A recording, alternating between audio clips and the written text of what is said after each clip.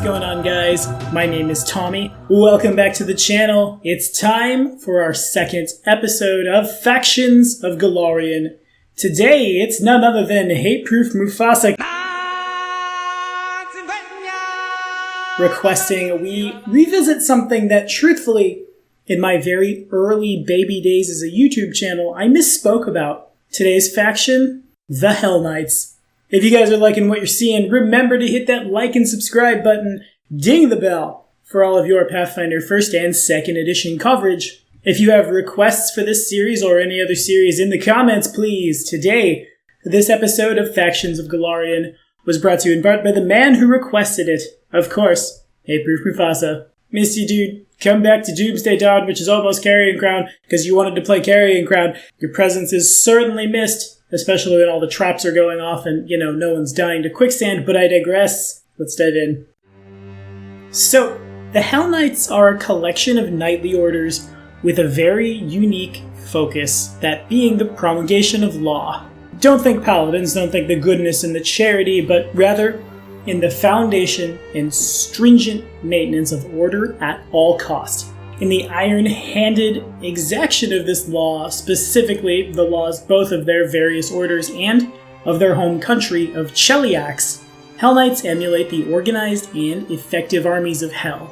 They're not concerned with morality, they're not concerned with methods, they are concerned purely with the result. If the people can't be trusted to obey the law out of their own sense of civility and social righteousness, well, these guys will provide the need to obey out of fear of a master's stern hand. So, to address that elephant in the room, I misspoke a long time ago when we did our Inner Sea region video about Cheliax. Hey, follow this card right here, by the way. Get you caught up. These guys are predominantly associated with Cheliax and based out of Cheliax, but they are not the hand of the Chelish. Rather, they're a mercenary faction that happens to, basically entirely agree with everything Cheliax is about. It's been a little while since I've been able to say this, because I've definitely had comments on that Cheliax video from, a year and a half ago now? But now we're here to correct the wrongs, and we'll do it by taking it all the way from the beginning. A long, long time ago, when one could worship Eridan and receive spells,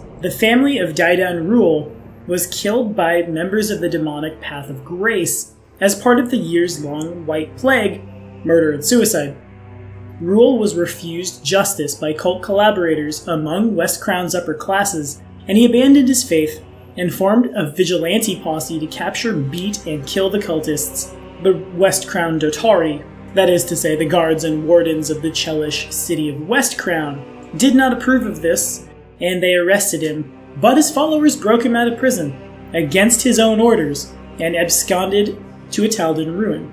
Rule subsequently returned to the city and gave an impassioned speech indicting Cheliax's inaction against corruption and chaos before King Gaspadar himself, who was so moved that he pardoned Rule and commissioned him to form a new knightly order. That speech is now known as Merciless, and it remains one of the Hellknights' most important philosophical texts. Just a year later, this order had defeated the Path of Grace, and a grateful King Gaspadar gave Fort Rivad to the Knights as their permanent home, and authorized its restoration into Citadel Rivad, once a Taldan ruin, now a true citadel. Rule's public and repeated rejection of Eridan led the god's followers to dub the group Hellknights, a denigration that Rule defiantly adopted and which effectively made him the first Hell Knight. In his later years, Rule became so obsessed with the thought that the soul of his son, who died by cult-encouraged suicide, was damned to the first layer of hell, he sought the aid of his ally Shiel Lurung, fun fact, the first Hell Knight signifier, in summoning devils and interrogating them for information. In doing this, Rule learned how Hell organized its legions, and in respect to those methods, incorporated them into the Hell Knights. Regardless of any of the severities one might witness a Hell Knight do, Hell Knights are not inherently evil, wholly unconcerned actually with morality. Although, of course, and especially among the upper echelons, there are plenty of evil members. The majority of the Order are impartial arbiters and enforcers of order and justice. Think Judge Dredd in scarier armor. Actually, no. Think the judges from Final Fantasy XII. Yeah, Hell Knight. These guys see the study of Hell's tenets and even the summoning of devils as tools to intimidate and strengthen the individual resolve. These guys are taught to replace emotion with discipline and are not interested in methods. Only the end result matters.